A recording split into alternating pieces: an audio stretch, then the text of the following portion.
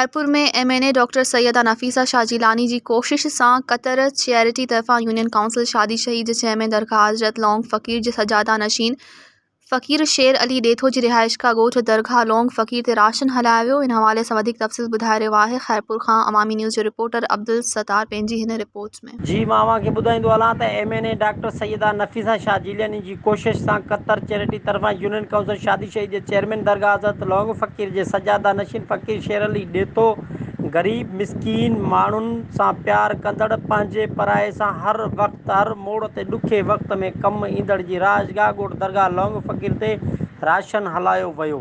उन सिलसिले में क़तर चैरिटी तरफ़ां बरसाति मुतासिरनि में तक़रीबन 500 ग़रीब ऐं मुस्तहक़ ख़ानदाननि में राशन विरहायो वियो। उन मौक़े ते यूनियन काउंसिल शादी शहीद जो चेयरमैन फ़कीर शेर अली डेथो चयो त आउं निहायती शुक्रगुज़ार आहियां MNA डॉक्टर सैयदा नफीसा शाह जिलानी ऐं क़तर चैरिटी जी पूरी टीम जो जन मूं ते एतमाद करे मुंहिंजी राजगाह ते बरसाति मुतासिरनि में राशन ऐं टेंट विरहाया। जेका ॻाल्हि मुंहिंजे लाइ क़ाबिल फ़ख़्रु आहे, मूंखे उन ॻाल्हि जी ख़ुशी आहे त ग़रीब ऐं मुस्तहक़ माण्हुनि खे राशन ऐं टेंट ॾिना विया आहिनि। फ़कीर साईं वधीक चयो त मीडिया जे तसलसल सां हिकु भेरो ॿीहर MNA डॉक्टर नफीसा शाह जिलानी ऐं क़तर चैरिटी जी पूरी टीम जो शुक्रियो अदा कयां थो।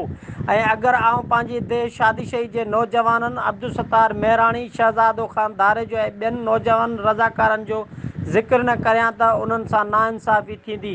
उन्हनि राशन हलाइण में वॾी मदद कई आहे ऐं मीडिया जे सभिनी दोस्तनि जो बि शुक्रगुज़ार आहियां जिन असांजी पूरी टीम जी हिन भेरे बहितरीन कवरेज कई आहे। अल्लाह साईं MNA डॉक्टर नफीसा शाह जिलानी ऐं क़तर चैरिटी जी पूरी टीम खे हमेशह ख़ुशि रखे, आमीन।